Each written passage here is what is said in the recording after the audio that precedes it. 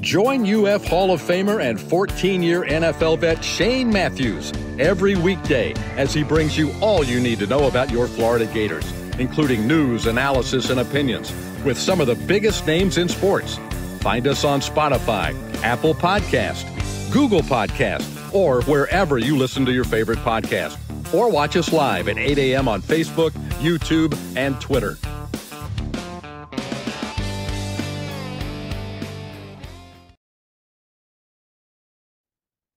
Good morning. It is a live edition, a Thursday edition of Pod Up with Matthews in the Morning from the International Diamond Center Studios, the only diamond and jewelry partner of the Florida Gators. We'll have Brent Beard, we'll have Mike Morgan from the SEC Network. Got a lot to talk about. Gator softball cranks up today, noon, against the Texas Lady Longhorns out at OKC. OKC in basketball. They advanced to the NBA Finals. They win the Western Conference. Just blew out the T-Wolves last night. The Memorial Golf Tournament cranks up today. Good viewing there as well. Let's go to the Titan Tomorrow Hotline, courtesy of Comfort Tip. We're joined by our college football analyst and Heisman Trophy voter, Brent Beard. Good morning, Brent. How you doing? Shane, I'm doing well. I will start with a college football preseason magazine update, if that's okay. The Athlon is out this week. As a matter of fact, it should be on the shelves today or tomorrow if folks are looking for some reading material. Again, Lindy's will be out. June the 3rd will be the national magazine. June 17th will be the SEC edition.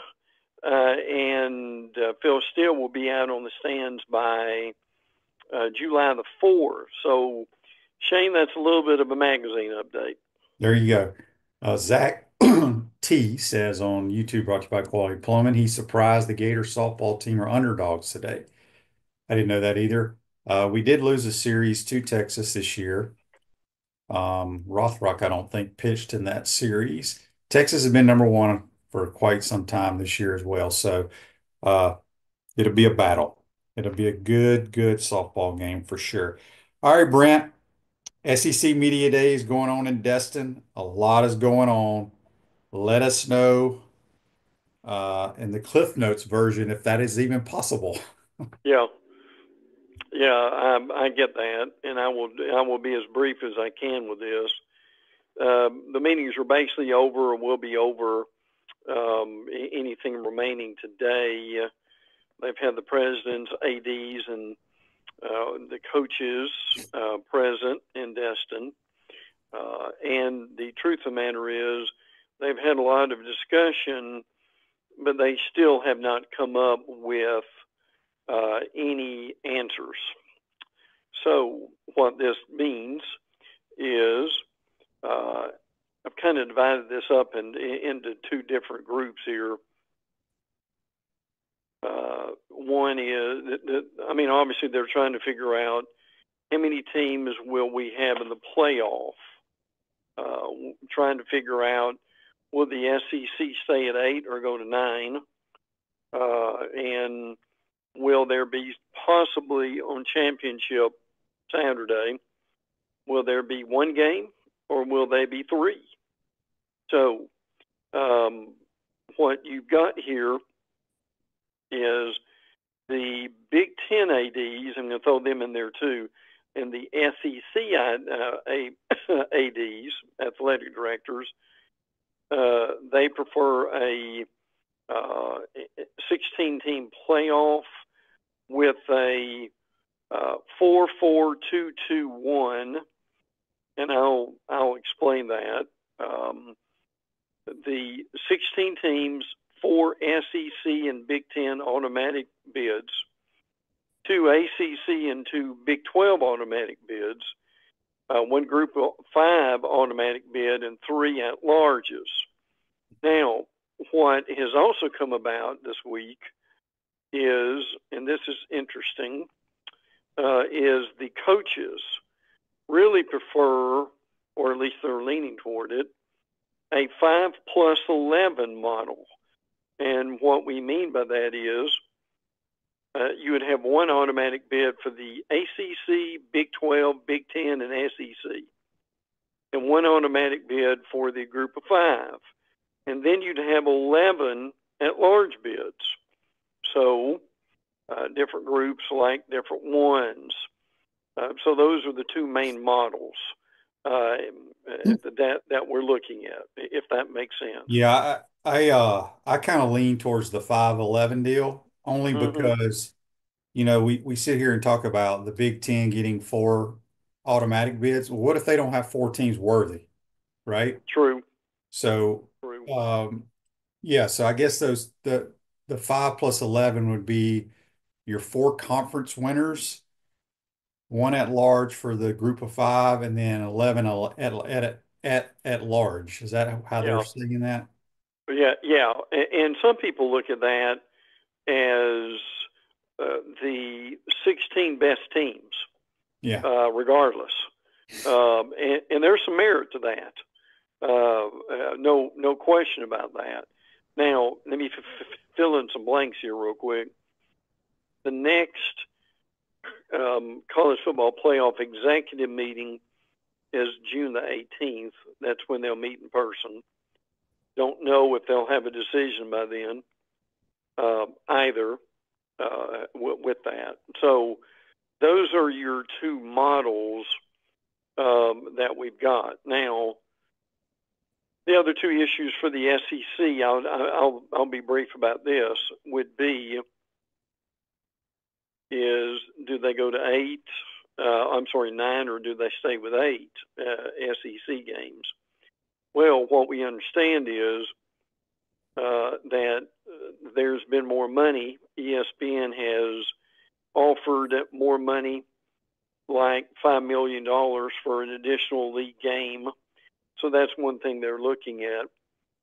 Now, the other thing, and I don't know if this will ever get off the launch pad, but it's fascinating to think about this.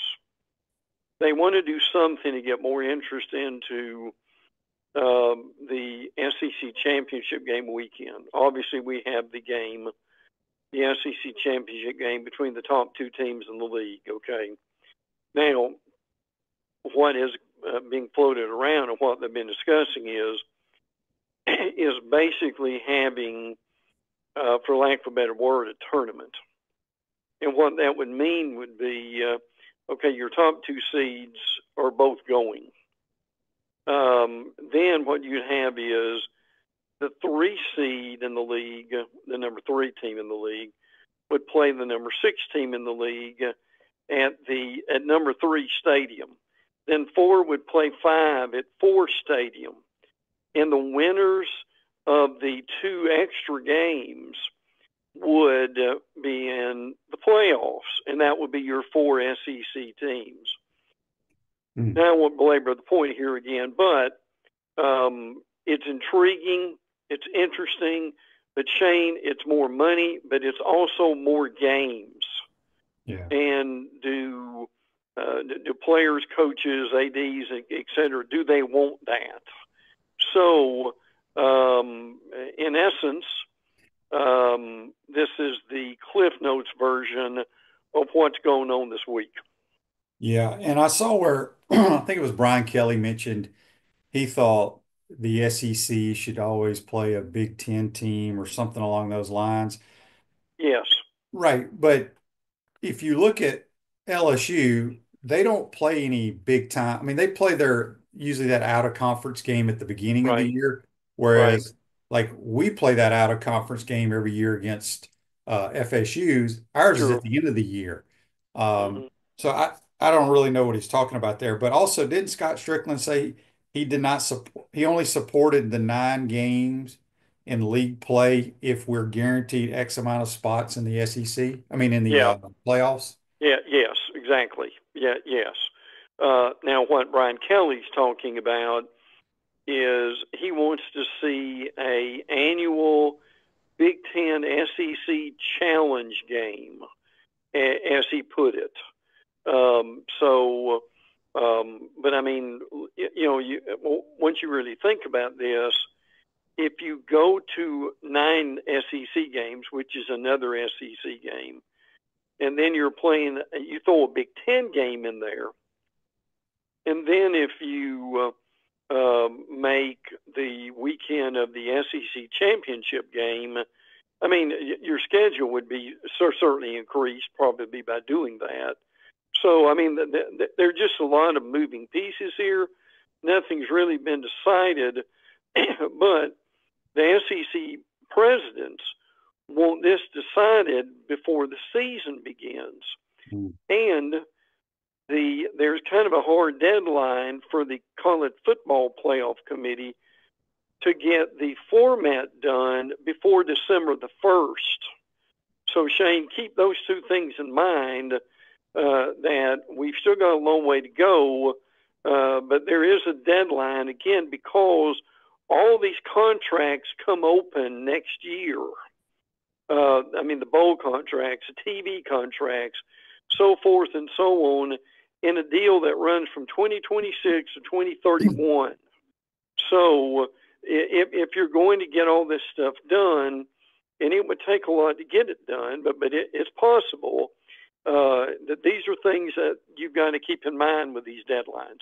Yeah, back to the LSU thing. I agree. I think it'd be great for fans if you had the Big Ten SEC guaranteed game or whatever.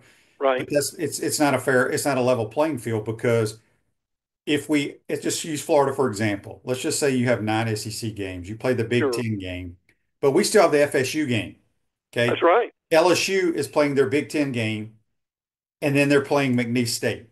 So it's not the same. It's not the same. Yeah, right. And on years like this year, I mean, you throw Miami in there too, right? Correct. Yeah.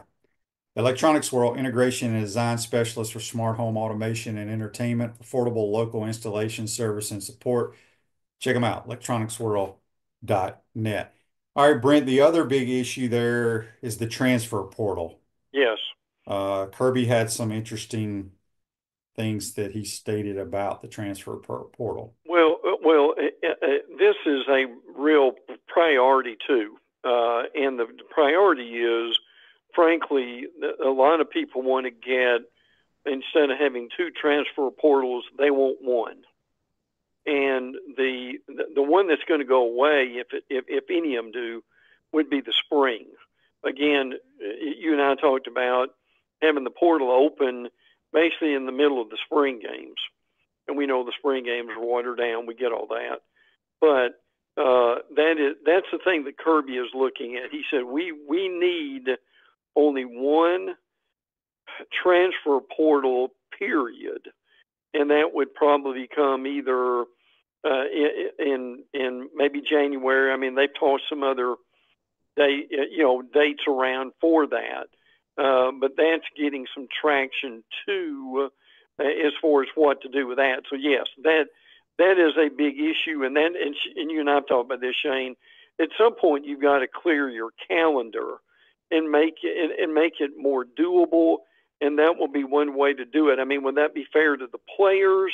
I mean, the NFL only has one period for free agency, and I don't want to compare the two leagues, but at some point it would be a lot easier on coaches in making the rosters work with only one transfer portal, period. Andy's question for you on Facebook Live, brought to you by Mel Law. Brent, what's your take on Kirby Smart's comments about paying high school recruits $20,000 a month, and if they decommit, they need to pay the money back? Well, that's staggering when you think about it. Kirby said this week that he has seen and heard of instances where schools are paying, as Shane said, recruits $20,000 a month to stay committed. Yep. Yeah, everybody's doing it. Everybody's doing it. Yeah. So, and a lot of us have known that's been going on for a while.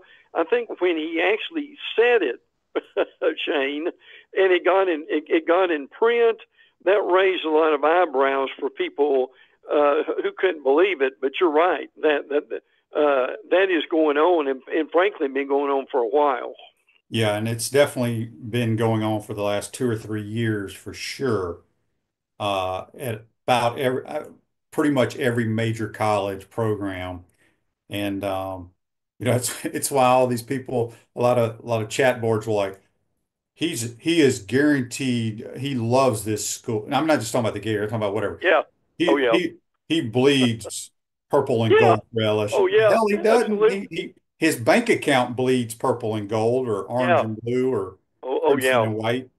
Yeah, I mean, I can't imagine uh, being a high school kid and getting that type of money before you're even at the school. So I agree 1000% with Kirby.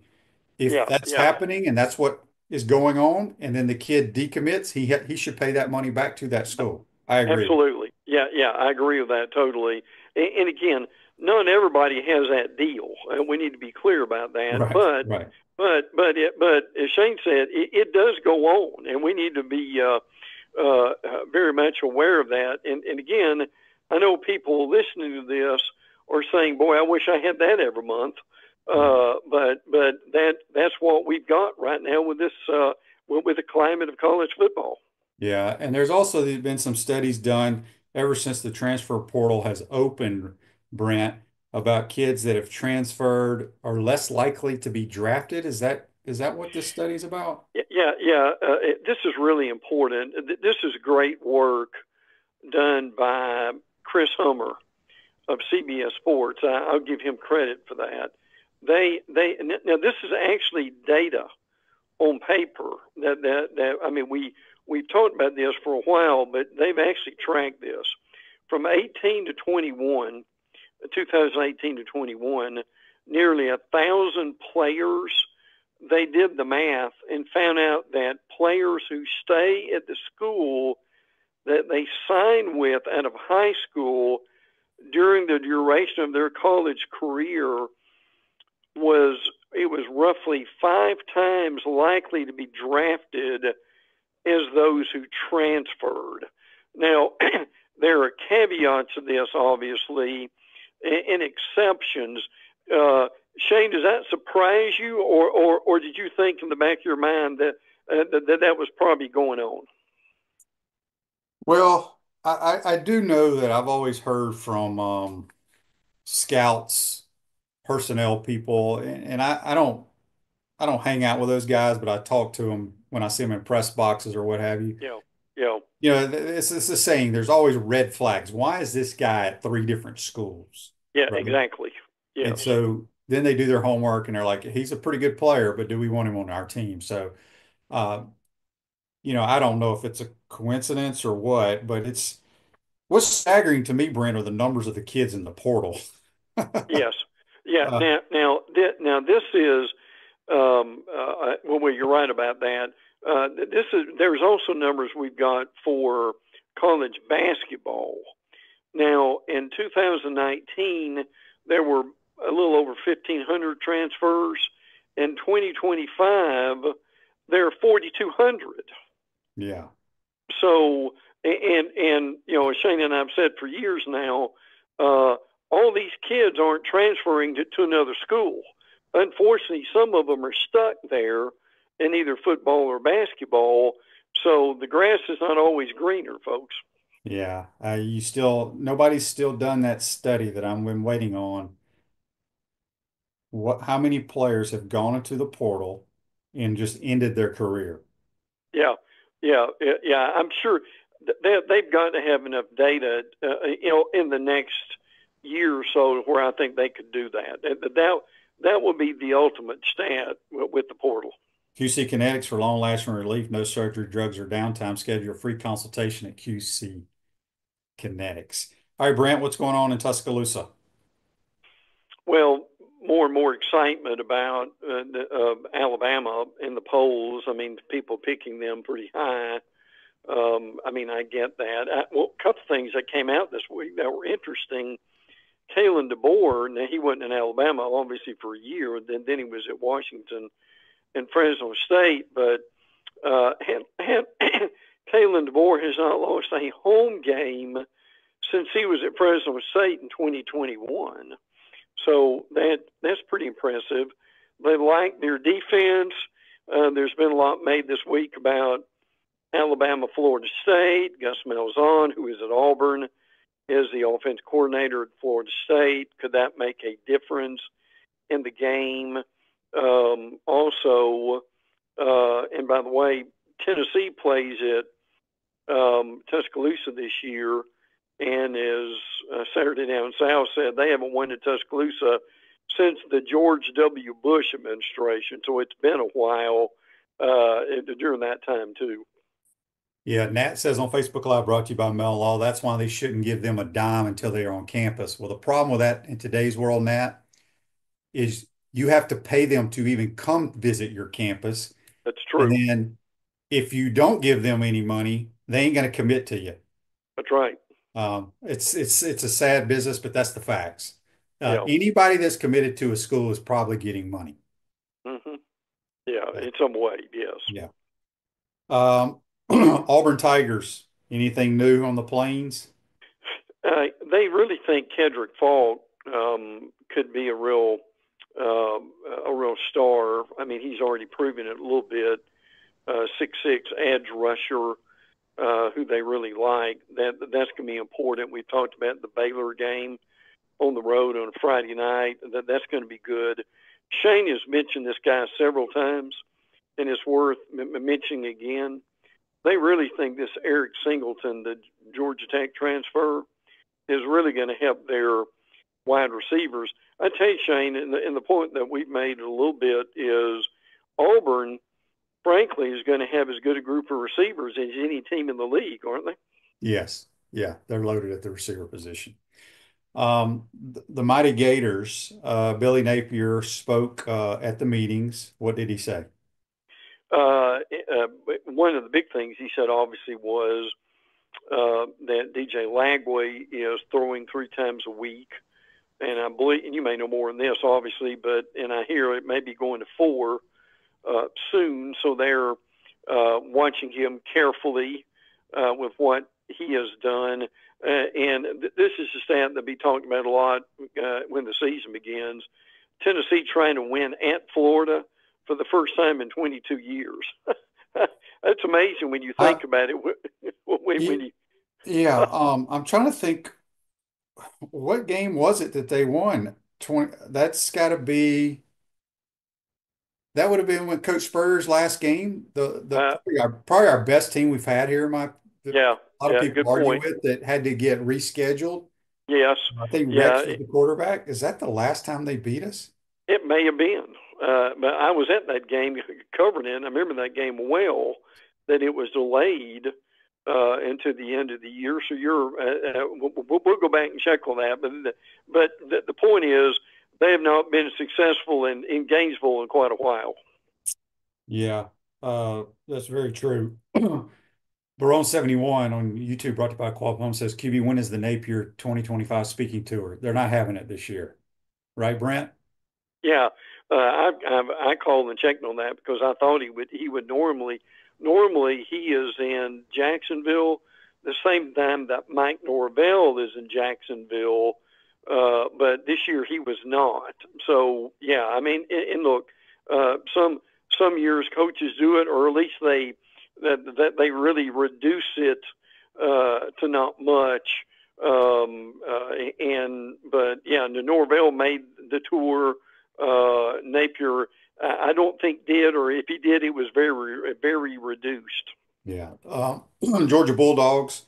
I did see a clip of, I don't know if it was Kirby and Feinbaum. I don't know if I saw it on Twitter, but I guess Feinbaum says he's not real high on the Dogs because of the quarterback. Well, still, Kirby would defend Gunnar Stockton very quickly. And look, here's the reality of it, and you can help us with this. It's just such a small sample size. I mean, Carson Beck gets hurt. Gunnar has to come in and play, and they were careful with him. He's a dual threat guy. We think he's going to be a good quarterback. It's going to take time for that to happen, but they like him very much. He fits into the system. He's a system guy. He's been there for a long time. I think a lot of that will work it out. But linebacker C.J. Allen is doing real well, and they've got Josh McCray to go along with Nate Frazier at running back. That's going to help them. They think Dylan Bell and Zachariah Branch will help them at wide receiver. They had a lot of issues last year that they'll be working on this year, such as the receivers dropping 30 passes and the offensive line being hurt the whole year. I think you'll see a better Georgia team this year. Yeah, Shelvin says on Facebook Live, brought to you by Mel Law, we lost to Tennessee under Zook in 2003. So it was the first Tennessee game back here after Coach Spurrier left. Yeah. LSU Tigers. Brent, I forgot they played Clemson, and boy, both these teams are highly rated. That's going to be one heck of a game. We've talked about LSU in opening games. They have lost 5 straight openers. Now, to their credit, they're playing good teams, and they lost USC recently in the game they should have won. So they, as Shane said, they've got a big game with Clemson. That will be the primetime game on the opening Saturday night of Labor Day weekend. Harold Perkins and Whit Weeks are back, a linebacker that they were hurt. Garrett Nussmeier, we've talked a lot about Garrett and promise that he has. Cornerback DJ Pickett is a guy they really like. They like center Braylon Moore. Barian Brown is a guy I really like coming from Kentucky. Nick Anderson from Oklahoma. I mean, they are the number one transfer class in the nation, LSU. And Shane and I always say LSU has dudes, and this year is no exception. Yeah, it's going to be a lot of dudes on the field when they play Clemson. Clemson's loaded this year. They have their really are. Steve Klubnik. A lot of people like him at the quarterback position. He's been there a long time. Brent, give us some nuggets. Yeah, Missouri is at UMass this year. I think this is another one of these 2-for-1 deals. Frankly, that's kind of interesting. They like Damon Wilson too. So this Missouri team may be really much better than people think they are. I know we've touched on this a little bit, and we've talked a lot about John Mateer, the quarterback transfer at Oklahoma. Yeah. But the other transfer is Jaden Ott, who was at Cal, who could be really, really good during that time too. I mean, South Carolina is getting a lot of love. Mike Shula, the offensive coordinator, former coach at Alabama, Nick Harbor, is a guy they really think they can even use in some different positions. Rasheel Faison, their running back, still has not been cleared by the NCAA. We'll throw a little Florida State in here too. They like Jeremiah Wilson, the cornerback, transfer from Houston. Gavin Sawchuk, speaking of Oklahoma, is transferring. He is at running back. Also, a little bit about Miami. Bryce Fitzgerald is a guy, the defensive back that they really like. He's been a track star before he got to Miami. So we could go for a while with notes, but it's been Shane, it's been a wild week to say the least. But always glad to be on with you, my friend. Yeah, before we let you go, Brent, I really think, everybody's been able to upgrade quickly at different positions, Right. Whether it's the SEC, your team, or whatever. Oklahoma and Auburn, I'm telling you right now, people, what they've done at the quarterback position is going to make their team so much better. And I saw this stat the other day, Brent, and I saved it for when you were on. The mighty Kentucky Wildcats have started each season with a transfer at quarterback dating back to 2015. Think about that. Yeah. And ain't none of them been any good. Yeah, you're right about it. I mean, Will Levis had a good year, but could you say that he had a good career at Kentucky? Now, a lot of that was because of the offensive line being bad. But I mean, to your point, and Shane, what does that say about Kentucky's ability to recruit a high school quarterback? Yeah, it's terrible. But I mean, I saw that stat and I was like, you got to be kidding me. Yeah. And they've just whiffed in their portal guys, but that's been 10 Yeah. years. Yeah. 10 Good years. point. Mm-hmm. So, Brent, good stuff as always, my friend. Have a great weekend, and we will talk to you next week. Thanks, Shane. Always enjoy it, bud. Take care. Yes, sir. That is Brent Beard, our college football analyst and Heisman Trophy voter, joining us on the Titan Memorial Hotline courtesy of Comfort Temp. Quick timeout. Come back. We'll be joined by Mike Morgan from the SEC Network. You're watching and listening to Pato and Matthews in the Morning from the International Diamond Center Studios. We'll be right back. Our premium sponsors are Campus USA Credit Union, International Diamond Center, Meldon Law, QC Kinetics, Dave & Buster's, UF Health Orthopedics and Sports Medicine Institute, JF Hayden Craft Liqueurs, Florida Cracker Kitchen, Los Linderos Tequila. Gridiron sponsors are Baker Sporting Goods, Comfort Temp, Electronics World, Florida Victorious, Gallo Car Wash, Miapa Latin Cafe, Peachland Dental, Quality Plumbing, Ruse Ogre State Farm, Silverback Concrete, 84 Lumber, Big Mills Cheesesteak, Celebrate Primary Care, Dowling Sign, Gator Bait Media, Gator Dominoes, Ironwood Golf Course, Okido America, Tropical Smoothie Cafe, UF Bookstores, Nest and Wow, MG and A Wealth Management. Watch and listen to us live on Facebook and YouTube. Listen to the podcast whenever on Apple or Google Podcasts, Spotify, or wherever you listen to your favorite podcast. Remember to like, follow, and subscribe so you don't miss an episode. To become a sponsor, call my man Freddie at 352-284-3733. Naysayers. Setbacks. Injuries. Life throws a lot of hurdles your way. The key is just keep jumping them.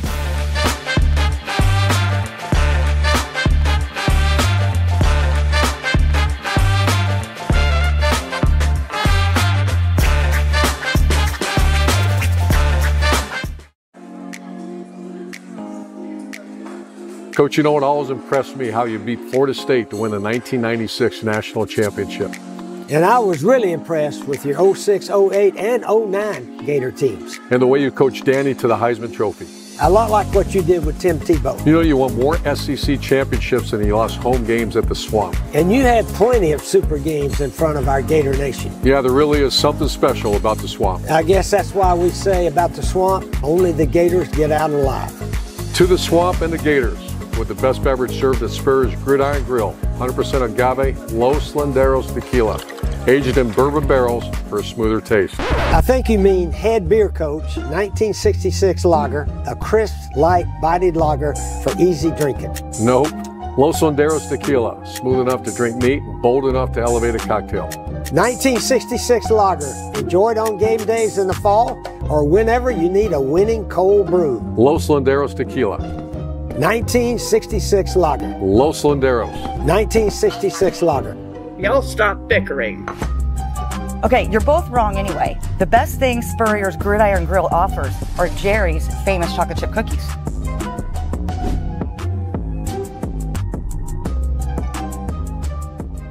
I'm tired of you living in pain, and I want you to get real lasting relief from chronic pain in your knees, back, shoulders, and hips. QC Kinetics can get you moving again with cutting-edge regenerative treatments with no drugs, no downtime, and no surgery. Stop putting it off. Call now and schedule your free consultation. Call QC Kinetics now in Gainesville, Ocala, and the Villages. 352-400-4550. 352-400-4550. Welcome back to the International Diamond Center Studios. Many car washes in Gainesville, but only one Gallo Car Wash, locally owned by UF alum and the only car wash that provides NIL opportunities to Gator athletes. Locations on Northwest 13th Street and Southwest Wilson Road, and coming soon to Jonesville. Back to the Titan Memorial Hotline, courtesy of Comfort Temp. It's our man Mike Morgan from the SEC Network, straight off vacation. Good morning, Mike. How you doing? I'm doing good, Shane. Batteries recharged, and got a chance to see a part of the country that we don't get out too much. I know you don't either, but I guess in your playing days you did, and I've called a couple of Arizona Cardinal games in Phoenix, and one Arizona State game which is a really underrated place in Tempe. But I've never really got to explore Arizona, which is a great exploration state. So the wife and I, we did the Grand Canyon, we did Sedona, we did Page, which is very, speaking of underrated, town in northern Arizona, right near the state border of Utah. The more you travel this country, I mean, the more you're just fascinated by it, and how lucky we are to have people who turned America into what they turned it in. I love people who trash this country. They don't know a damn thing. They haven't contributed a damn thing to it. But you really learn the history when you go other places, and you really have an appreciation for it. And Arizona is a fascinating state in a lot of levels. So it was great. Yeah, I love Arizona State's football stadium. It's kind of underrated as well, right there, built in that mountain. Pretty Yes. sweet. Yeah, So, and when I was there, what was it? I did a game on national radio there 5, 6 years ago. It was a triple overtime game against Oregon, and they took us. The SID took us in the tour of all the locker room and the facilities, and what they did to honor Pat Tillman, who should be honored in every way, shape, and form, is amazing. They really went all out on that, and you just the sense of pride of what he did for the university and America, they couldn't have displayed that any better. agree. Mike, before we jump into Gator athletics, let's talk a little bit about the NBA Finals. We got one team in, the OKC Thunder, and Mm-hmm. you and I were talking off air. The MVP is an interesting guy because Yeah. people may not know this, but he was committed to the Florida Gators at one point. I think it's a very overlooked fact. You never hear it mentioned. You just hear Kentucky. But Shea Gilgeous-Alexander, I remember I called a lot of Mike White games for ESPN, and I remember when they got him just going to a practice, and he was like, "Yeah, we got a good one in this. That's a guy I'm most excited about is the Canadian." And he didn't have the same hype and hoopla, believe it or not, as some of the other recruits Mike brought in. And a lot of that is just because he was from Canada, and the guys that cover high school recruiting in America, they don't necessarily keep a strict eye on Canadians. And then I remember another day where Mike was doom and gloom because he just lost him to Kentucky. This was before NIL, but Kentucky certainly had a way of influencing recruits and to make sure that they understood that this would be a good place to go. And so Mike lost him. And I know it only would have been 1 year, but to think about that, you'd be watching a guy who was just the NBA MVP and might wind up winning a championship, and the world is in love with Shea Gilgeous-Alexander. Not only is he a great player, but you just listen to him talk in interviews, and he's an impressive young man. You'd be talking about another Florida Gator in the NBA because that's where Shea was headed. Yeah, no doubt. I think they're going to win it all, and they're a talented, very young basketball team. All right, Gator baseball cranks up tomorrow, 12 o'clock. They play in the Coastal Carolina Regional against, I think we play East Carolina. You like that matchup that we have there going to that regional? I do. Look, this is no disrespect to Coastal Carolina. It's a great program led by years of Gary Gilmore back in the past, won a national title, as everybody knows, kind of really the last Cinderella story, if you want to call it that, in college baseball, because college baseball is turning into what college basketball is turned into and what college football has been since you and I were long before we were born, which is the power programs are dominating the sport. The SEC is dominating the sport. And so mid-majors, I don't know if we're going to see many more Cal State Fullertons, Coastal Carolinas, like those type of programs winning titles. I think that era is dead and buried because it's not 11.7 anymore. It's fully funded scholarship programs where you just can't compete at that level. So Coastal's a great story from that standpoint. But I've always said this, and I have covered my fair share of baseball regionals and supers and everything else. When you are an SEC team like Florida and you fall just short of the mark of being able to host, you get one of two paths. They either send you to, like, usually it's an ACC regional or Big 12, and you try to knock off a Power 4 type opponent on their home field, or you get the mid-major route. I much prefer the mid-major route. I'll take it every time. I'll take it. I'll take a Coastal over some of the other places that Florida could have wound up. And I'm not saying there's no talent in that regional. There is, but I certainly think Florida got a good draw. Yeah, I think so too. A buddy of mine told me we are favored to win that regional. There you And go. then I think we go play the winner of the Auburn one.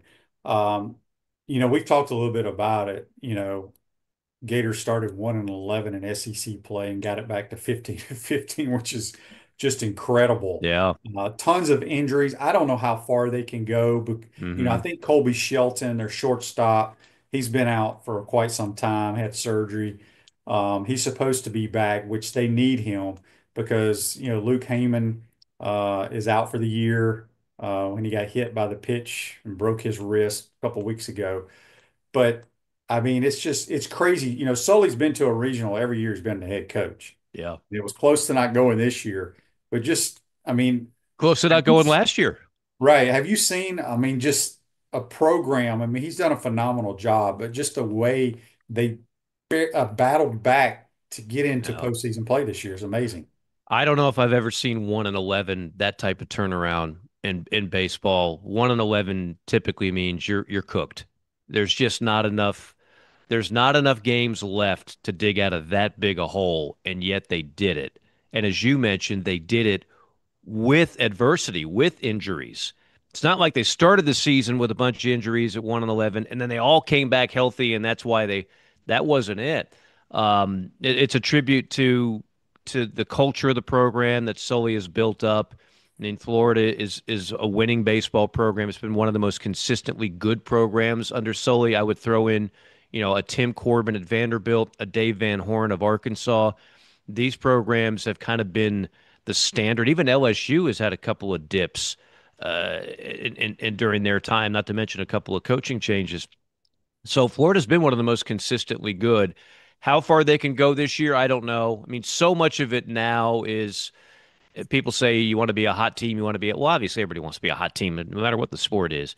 But you need pitchers you can lean on, and you need a bullpen. I think the bullpen in the college game is much more important than the pro game, because in the pro game, your ace closer only goes an inning in today's day and age.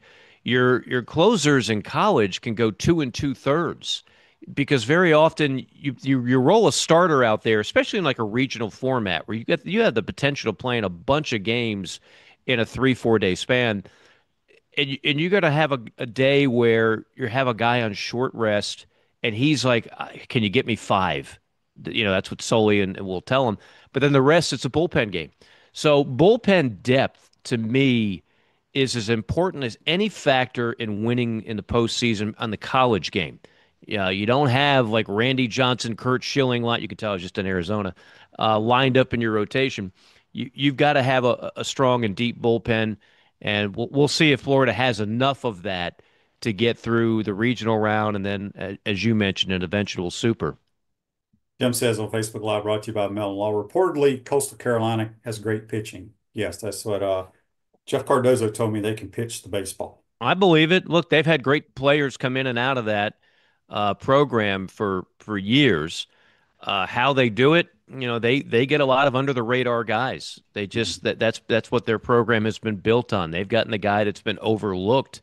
I mean, you've got two programs right in that state of South Carolina that are pretty damn good. Now, South Carolina is going through a woeful stretch, but when Coastal won the national title, South Carolina was top 25, and Clemson's normally top 25, and here Clemson is again. And they just find dudes. Coastal Carolina would be like if, I don't know, Stetson all of a sudden was routinely in the postseason and routinely flirting for Omaha. That's Coastal Carolina in a small state, much smaller than Florida, with two preeminent programs right around your neighborhood, and they still manage to do what they do. I have nothing but a ton of respect for that program. But I certainly think Florida can get out of there with a dub. Yeah, I think so too. Text on the Titan Mart text line from Robert. He says, Mike, have you ever called a college softball game? Yes. So my first job after finishing my great tour of duty at RUF and UFT was in Columbus, Georgia.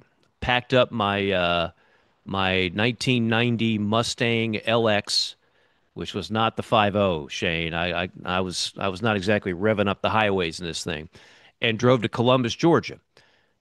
That year, Columbus hosted the College World Series.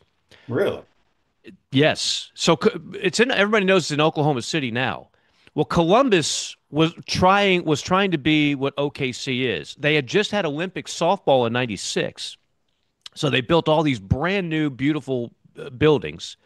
And Columbus had already hosted an SEC baseball tournament in 1997, because I remember I was there during that time. And then I get a phone call from a guy at the NCAA and says, because they knew I was a play-by-play guy, they knew I was hosting a sports talk show in Columbus, and they said, "Would you mind calling the World Series?" Back then, I don't even know if it was called the internet, but I don't know where I was broadcasted, but I called every game of that World Series in Columbus, and so yes, that was my introduction to softball. I have not called a softball game on television. Those were all radio broadcasts. I've never called one on TV because I've always been knee-deep in baseball. But I've grown to love the sport. I know you do, Shane. You've been kind of ahead of the curve on this. I married a girl who was a scholarship player at a small school in Kentucky. So I know the game well. I understand it. And I think fans that give the sport a chance wind up loving it more often than not. Yeah, it's a great, I mean, it moves so fast, a lot of action. It's action-packed. Cal on YouTube, brought to you by Quality Plumbing, says, ask Mike who he sees as the best 4 teams in SEC hoops next year. Kentucky hype like all season, but feel like they didn't add elite talent. They just added a bunch of good players. Yeah, but I like Mark Pope, and I like what Mark Pope did this year. It wasn't a fair comparison to Cal. Cal took all the best players from Kentucky and just brought them over to Fayetteville. And of course, one of those is now going to be in Gainesville and Boogie Flan, which is a huge pickup. I think Kentucky will be up there. I think Mark Pope's a pretty good coach. Florida will obviously be up there with, I mean, the news of Condon coming back. That came down to the wire. Houck back, Chinyelu back, right? Yeah, I have that they're correct. all back. Everybody's back. Well, in the front court, except the three guards. Yeah, so that's going to be the key. It's still a guards game in so many ways, and they don't win a title without Walter Clayton last year. So who's going to kind of, emerge in that role this year? But Florida, Kentucky, I mean, Arkansas will have talent. They're always going to have talent under Cal. I'm sure Tennessee will be ready to run it back. I thought it was Alabama, Auburn, they're all going to be. Yeah, it's the usual suspects. Like, I don't think that's going to change. I don't see like a major drop off from the teams that have been the powers here lately. Auburn, Alabama. Don't sleep on Ole Miss. Right. Beard now is getting more and more of his players in there. Do not, and from what I understand, it might be his best recruiting class. Don't sleep on Chris Beard at Oxford. That might be the newest power in the SEC. Text on the Titan and More text line from Jimmy wants to know, Mike, what did you take out of SEC meetings in Destin? Wow. How much time do we have, Shane? Greg Sankey came. You could always tell when Greg's got a little chip on his shoulder, like when he's just had enough. And Greg knows he's the most powerful man in the sport. And he walks into that room. Some might say he's a little bit arrogant. And people come there and they kind of ask these loaded questions like, well, do you not feel any responsibility for the demise of the Big 12 and the ACC? Do you not feel that it's unfair for you guys getting 4 automatic bids in this proposed playoff realignment and the other leagues only getting 2? And Greg's like, whoa, wait a second. We were fine with just taking the best 4 teams, then the best 12 teams, and now the best 16 teams. We did you a favor. We gave a concession by saying, okay, we'll give the 5 conference champions an auto bid. That was never the SEC's idea, nor Greg Sankey's idea. That was a concession. So his point when he went up to the podium, and he's like E.F. Hutton. When he talks, everybody listens. His point was, don't ask us to compromise anymore. We have compromised. You ask those guys over there. He was firing salvos at the other conferences and their commissioners like, look, we've been playing nice. Don't back baby into a corner, because if you want, we'll flex our muscle and you'll really know what dominance is all about. I thought that was the most important thing. I'm burnt out like the rest of everybody with NIL talk and the House settlement talk. Obviously, that's going to be a huge factor going forward. But I think the biggest thing to come out of media days, while everybody was sitting there and sipping on their Mai Tais with the beautiful Destin Beach in the background, was Greg Sankey telling you this new playoff format, if the SEC doesn't like it, they're not going along with it. And they hold all the cards, and you better recognize who the biggest bully on the block is. It ain't the Big Ten. It ain't the ACC or the Big 12. It resides in Birmingham. Yeah, no doubt. All right, last thing before we get you out of here. You can go back on another vacation. I don't have any left. George wants to know what is going on with Kyle Pitts. Will he be a Falcon? Oh, George, the multi-million-dollar question, the Kyle Pitts question. This is a make or break year. I can tell you this much. The fan base in Atlanta is their tolerance for Kyle Pitts playing like a mediocre tight end. It's over. You either come through with an offense that is loaded with weapons, assuming Michael Penix is ready for the big time, and you become a game-breaking tight end, or it's goodbye, go in the free agency pool, let somebody else handle it because we're done with you. When you spend a top 10 pick on a tight end, that tight end has to be elite. And Kyle Pitts has not been elite at all. But I'm a big believer, Shane. He can turn it on. The physical is there. He looks great coming off the bus, but he needs to play like an absolute enforcer in 2025. So this is the biggest year of Kyle Pitts' young career. And if he balls out, then the Falcons will reward him, I think, with a very big contract. If he does not, the Falcons will say, there's the door, and we'll find ourselves another tight end. Yeah, no doubt. Mike, good stuff as always, buddy. Appreciate your time. Thank you, Shane. Glad you had a good vacation, and we'll talk to you soon, my man. Yes, sir. Take care. That's Mike Morgan joining us on the Titan MR Hotline, courtesy of Comfort Town. This Day in Sports brought to you by Campus USA Credit Union. Put some star power to work in your financial life at Campus USA Credit Union and the bank of the head ball coach, Steve Spurrier. 2001 U.S. Supreme Court rules that disabled golfer Casey Martin can use a cart to ride in golf tournaments. That's This Day in Sports brought to you by Campus USA Credit Union. Again, thanks to Mike and Brent Beard for joining us. Gator softball today at noon. Tomorrow, Gator baseball at noon. For sprains, strains, and minor fractures, UF Health OrthoCare makes it convenient for you 7 days a week, including evenings. Walk-ins are welcome. Go check them out. UF Health Orthopedics and Sports Medicine. Have a great day. We'll see you tomorrow, folks. Take care.